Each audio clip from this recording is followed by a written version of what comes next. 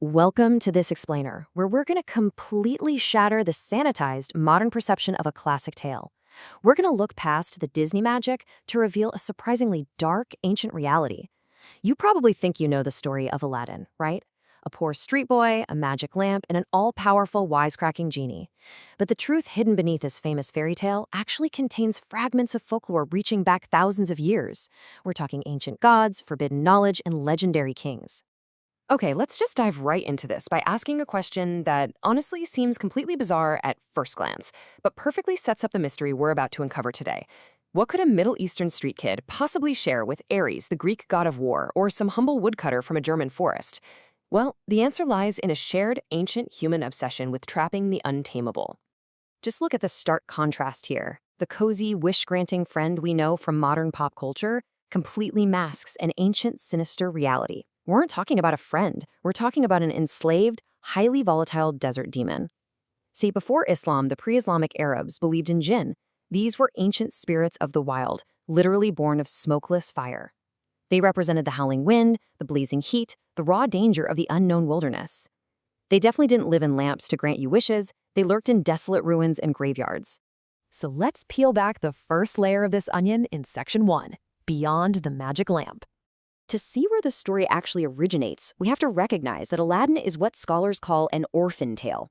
It wasn't actually in the original Arabic manuscripts of the Arabian Nights.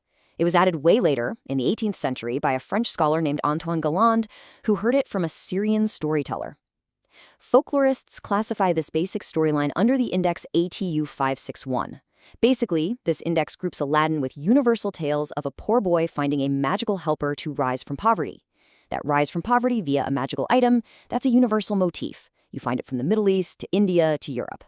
But the terrifying nature of Aladdin's specific helper is what sets it apart and points to a much deeper, darker lineage. The crucial point here all comes down to a simple translation shift. European readers literally took a chaotic spirit of smokeless fire and tamed it in their imaginations into a mischievous magical servant. How? Well, when Galland translated the Arabic word Genie, he used the French word Genie. And that sounded a whole lot like the Latin word genius, which historically meant a protective, personal guardian spirit. So just like that, the terrifying demon of the desert was totally domesticated for European audiences. Let's strip away that friendly translation and look at the terrifying truth in Part 2, the prison of the spirit.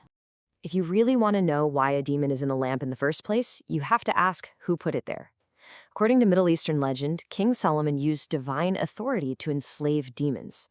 This is a tradition that directly mirrors Aladdin's two magical servants being bound to a ring and a lamp. Solomon reportedly possessed a magical signet ring, the Seal of Solomon, that allowed him to force the jinn into hard labor, like building temples or diving for pearls.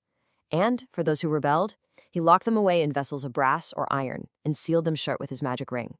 This dark reality is brilliantly illustrated in the tale of the fisherman and the genie. In this specific tale from the Arabian Nights, a fisherman pulls up a heavy copper bottle. When he opens it, a colossal, demonic ifrit erupts in a plume of smoke. Trapped for 400 years, the spirit's hope had completely curdled into rage, and he swore to kill whoever released him. The demon isn't grateful. It is simmering with murderous intent. It actually takes extreme cunning for the fisherman to trick the demon back inside. Which means, when Aladdin finds that lamp, he isn't finding a magical home. He is discovering a magical prison. He is essentially enslaving a demon that was locked away for a very good reason. The genie is bound to serve whoever holds the lamp unquestioningly. He is a literal fire spirit forced into servitude by ancient magic. But capturing these forces wasn't just a Middle Eastern idea, as we'll see in Section 3, Greek and German vessels. Capturing violent entities in jars is actually a deeply ingrained psychological motif all over the world. Just look at these direct one-to-one parallels. In Homer's Iliad, the Greek god of war, Ares, is trapped in a bronze jar for an entire year, just screaming until Hermes frees him, after which Ares is forced to offer whatever reward Hermes desires. Over in Europe, the Brothers Grimm recorded a tale called The Spirit in the Bottle, where a woodcutter's son uncorks a flask only to find an enraged, trapped spirit threatening his life. There's even a German folktale called The Blue Light, where a soldier finds a magical lantern containing a demon compelled to serve him. It's the exact same vessel imprisonment myth playing out across totally different cultures. Ultimately, all these scattered myths represent our desperate, ancient need to somehow trap and master the terrifying forces lurking in the dark. For thousands of years, people across countless cultures imagined gaining power over disease, storms, and death by confining them to a vessel.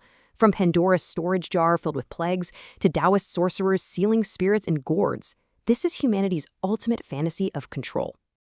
Now that we understand the truth of the lamp itself, we have to examine where it was hidden in Section 4, the Cave of Wonders. In modern versions, the Cave of Wonders is just presented as a glittering vault of gold and jewels, but originally, caves in folklore were never just caves. They represented a katabasis, a ritual descent.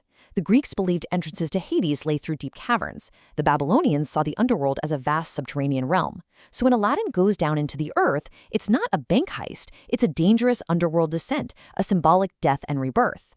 Ancient heroes have always made this exact same perilous descent into darkness to retrieve things mortals were never, ever meant to have. Gilgamesh sought the secret of eternal life, Prometheus stole fire, Heracles literally dragged a monstrous hound out of Hades. Aladdin descending into a magical cave to pull an ancient, volatile fire demon out of the darkness, that fits this mythological framework perfectly. So the glittering cave is actually a threshold to the realm of the dead.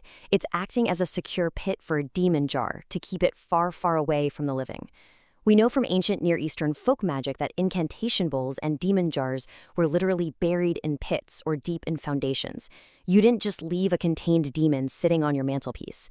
A sealed lamp in a cave isn't a coincidence. It is exactly where an ancient magician would hide something far too dangerous for the surface world. Which brings us to the final piece of the puzzle in Section 5, the Underworld Descent. This brings us to the specific rules of this terrifying journey, and a question that should honestly bother all of us. If the sorcerer wanted the lamp's power so badly, why send a poor street boy inside to get it?